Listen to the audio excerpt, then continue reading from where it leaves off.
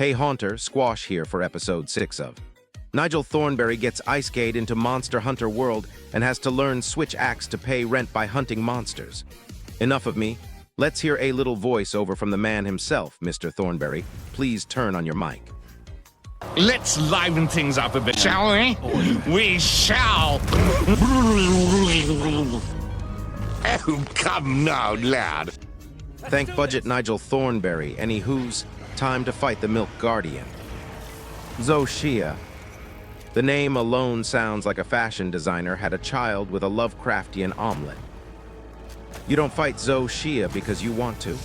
You fight Zoh Shia because the ecosystem drew straws and you lost. This thing isn't a monster.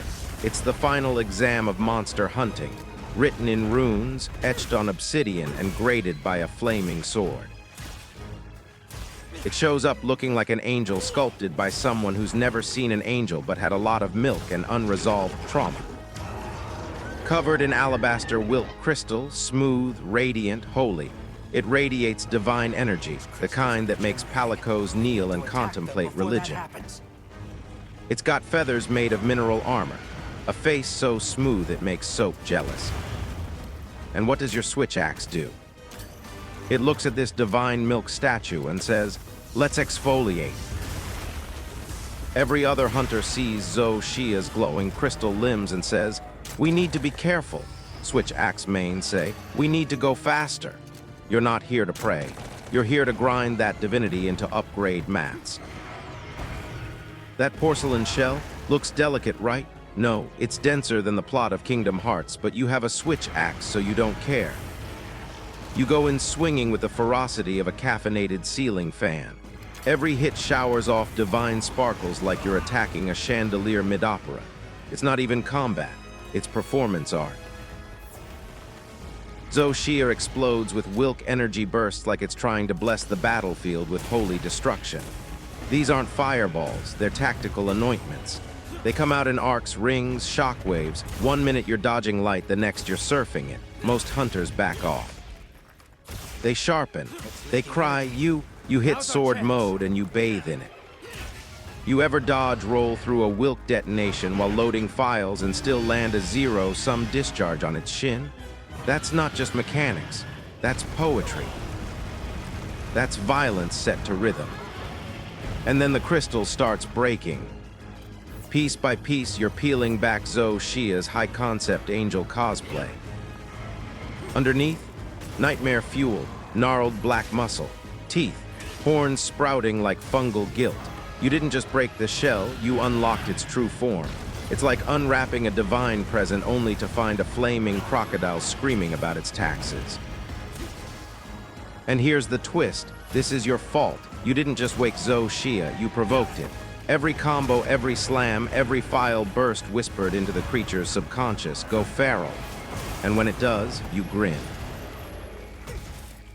Because Phase 2 Zoh Shia isn't a threat. It's a playground. It starts moving like a catastrophe on legs. Claws, teeth, unholy screeching, flaming jaws, and the kind of ground tremors that make geologists spontaneously retire. Zoh Shia brings down the wrath of 3 fatalities. 3. It's got the flame breath, the meteor jumps, the sky-frying thunderbolts, everything but attacks ID. But your switch axe, it doesn't flinch. You plant your feet in the crater it just made, pop a power file, and combo its ankle like it owes you money.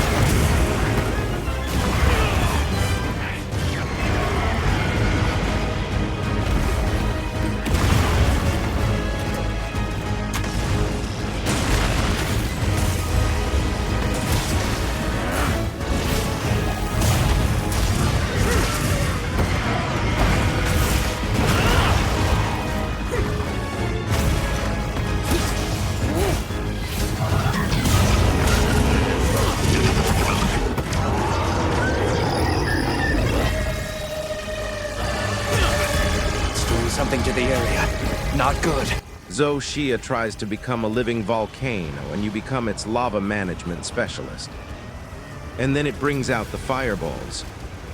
Not fireballs like a Rathalos. No, these are sermons in plasma. Each one is a paragraph in the holy scripture of Get Away From Me.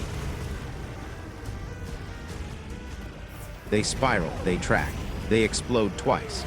You dodge through one, slide under the second, launch into sword mode in the middle of the third, and plant a zero-sum in its chest so hard the dragon torch shrine flickers. You don't just interrupt the fireball. You rewrite its destination. Now let's talk about reproduction. Zoh Shia doesn't need a mate. It can make a clone out of itself. That's not biology, that's DLC. You thought killing it was enough. No, you need to eradicate its potential. Burn the remains, smash the atoms, render it into decorative armor pieces, and equip them out of spite. Microscopic remains. You swing so hard your axe enters a quantum state, deleting particles from the monster's genetic blueprint. Even when you finally bring it down, the fight isn't over. That body is trying to come back. Hunters panic. They carve fast. They look for heat sources. You walk up to that smoldering black pile of regret, charge up sword mode one last time, and carve through it with a parting shot of a god-tier Power Ranger.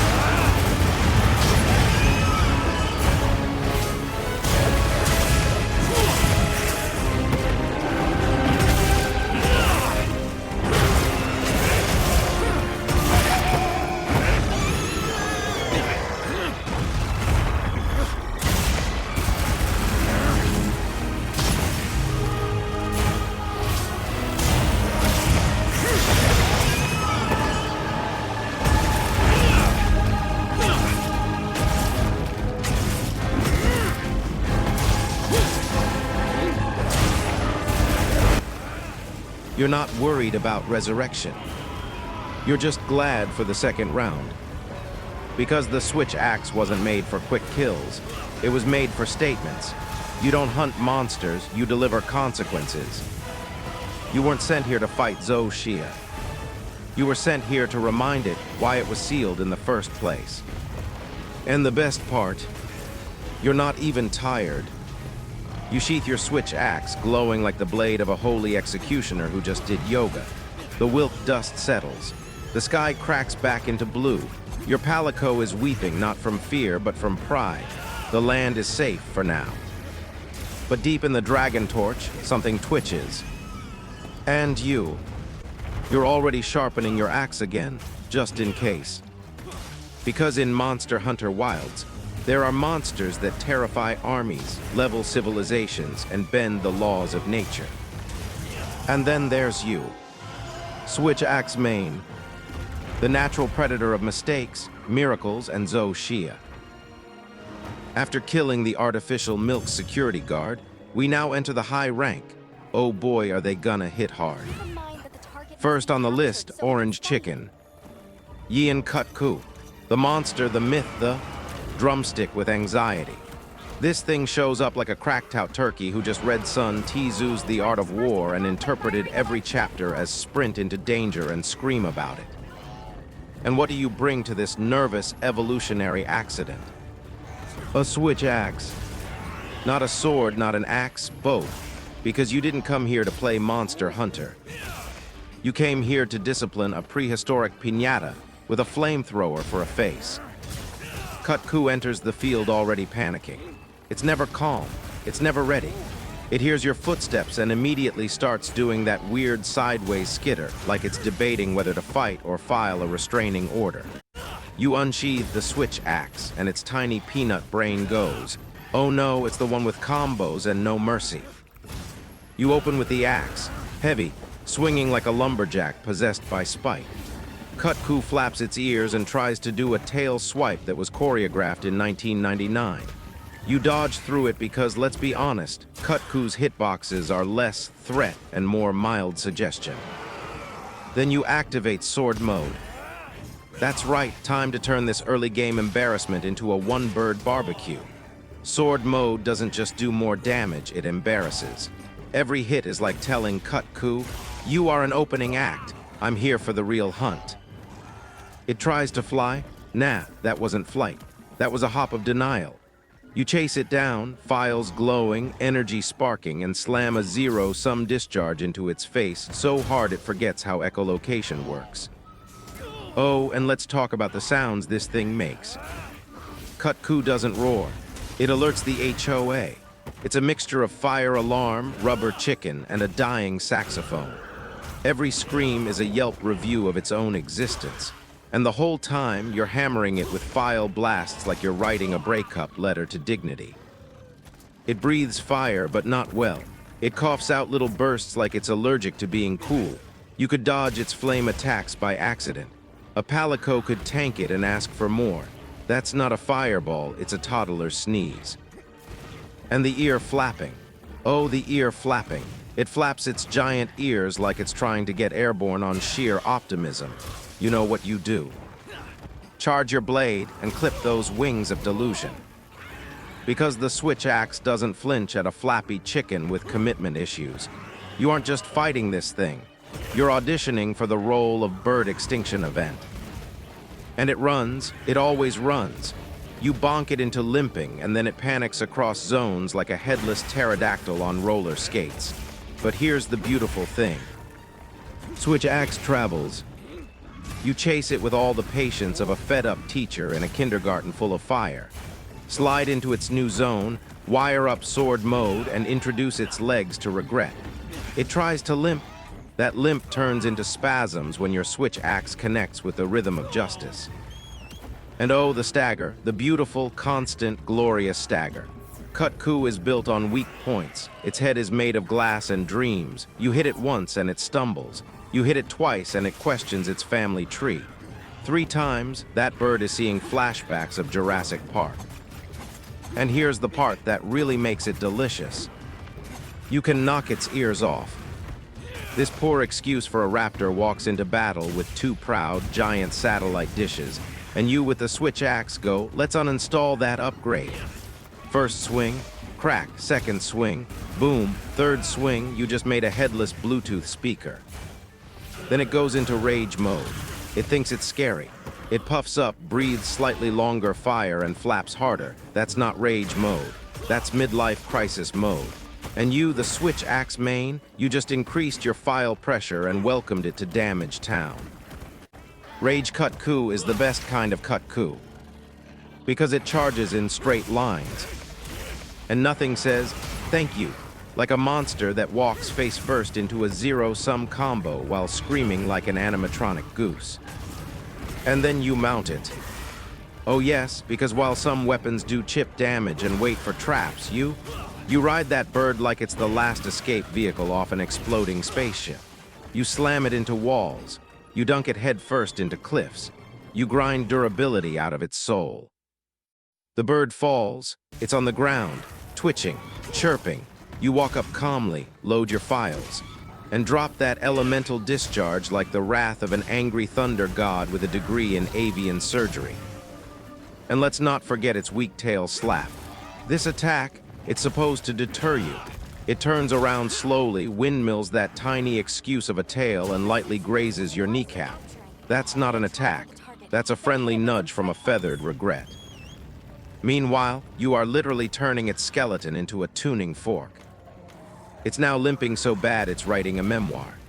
The other monsters are watching from the bushes, holding popcorn, whispering, "Damn, is that a low-rank monster or a public service announcement?" And then it tries to sleep.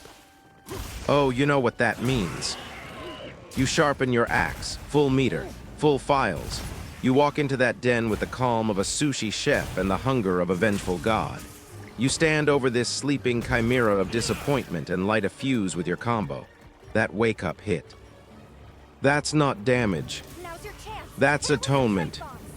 And then it's over. It collapses in a heap of squawks, flaps, and shattered expectations. You carve its body like you're making emotional restitution to every time it ran from you in Monster Hunter Freedom Unite. The items, useless. The armor, ugly. The experience, priceless. Because the switch axe doesn't care if the monster is old school, low rank, or on fire. It only asks one question. Is it made of hitboxes? And Yian Kut-Ku, that thing is made of 100% pure hitbox. After that we kill a large wingless mosquito. No snarky comments about this one. It looks exactly what it sounds, yes, ugly. Rompopolo, the only monster that shows up to battle looking like a disco ball swallowed a circus. This isn't just a threat. It's a fever dream in fur and fury, rolling into the arena like it just got rejected from Monster Hunter Card 8. And what do you bring to this neon-furred calamity? The switch axe. Not a weapon, a cosmic decision.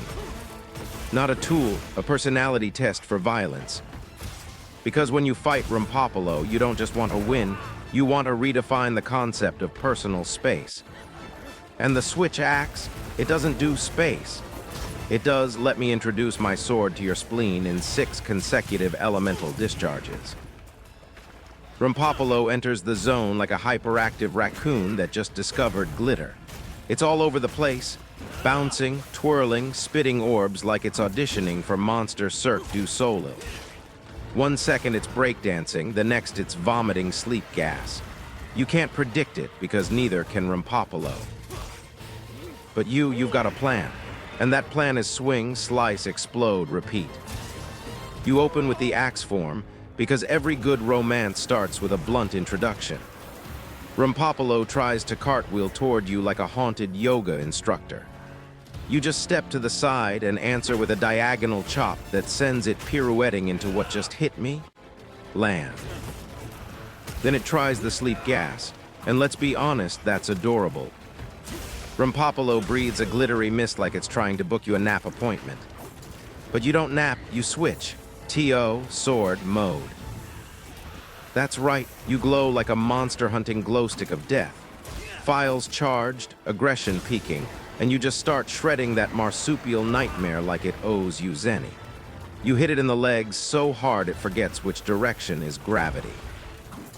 Now Rompopolo tries to do its signature move, the funky chicken slam, where it jumps, spins, and lands on your dignity. Except you're already under its tail with an amped-up discharge and a vendetta. The instant it lands, it eats 12 consecutive explosions to the femur and reconsiders ever waking up this morning. And the tail. Oh, this tail. Rompopolo's tail is like an inflatable tube man got dipped in glitter glue and caffeinated spite. It flails it like it's trying to conduct a symphony in Morse code. You know what you do. You cut that off. With gusto. Mid-dance move. Because the switch axe doesn't care if you're fabulous and flowy. It sees a tail, it sees a weak point, and it turns that tail into seasoned calamari. Rompopolo screeches. Not a roar, a musical scree-ee-ee-ee, like someone dropped a karaoke machine into a blender. Every time it opens its mouth, it's like getting flashbanged by song. You don't flinch. You charge another file, and hit it in the teeth. Rompopolo tries a backflip. It's spinning midair, sleep dust puffing out of every orifice like it's trying to start a spa. But the switch axe does not believe in relaxation. It believes in connective tissue trauma.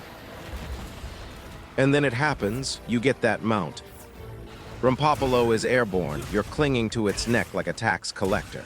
It's screaming, you're slamming it into trees, rocks, and one extremely confused conga. You land the finisher and boom, it crashes like a clumsy meteor made of dreams and glitter. Down it goes. And now you charge. Not just a casual combo, no. A full file, overcharged sword mode finisher. Explosion. Explosion. Explosion. Rompopolo's face is now legally categorized as scrambled. Then comes the best part, the panic sprint. Rompopolo does this signature gallop when it's hurt, like a sugar-addicted capybara late to ballet practice. It skitters away in terror, legs flailing, sleep spores trailing behind like a budget fog machine at a haunted rave. You give chase because the switch axe is not a weapon. It is a chaperone to consequences. Rompopolo limps into its nest like a regretful party guest. It circles 3 times, farts some mist, and then collapses into a rainbow coma. That's your cue. You sharpen. You sip a potion for the drama. You walk up slowly, respectfully. And then you wake it up by placing the sum total of your fury on its neck.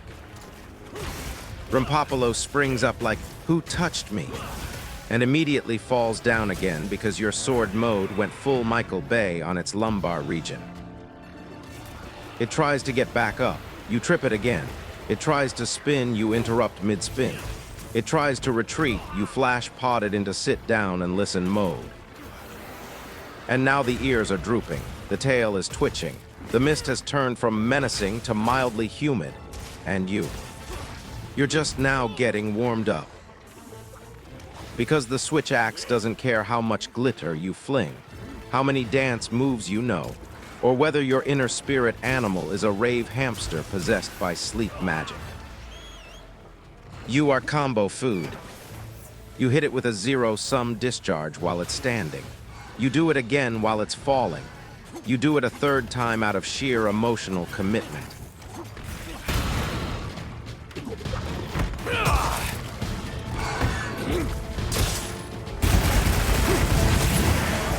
You did it!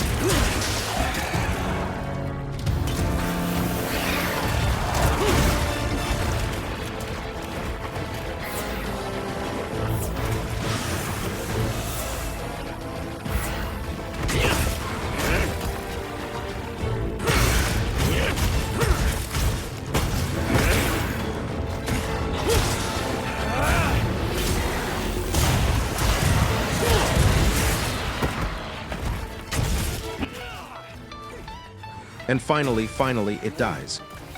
Not gracefully, not dramatically. It collapses in a heap of limbs and sparkles like someone unplugged a sentient piñata mid-sentence. Your Palico applauds, your switch axe is glowing. The zone is quiet. Hugh high rank sure is a lot of work, but you know is not a lot of work thanking people. So thank you for watching this episode. You beautiful bastard, have a nice day.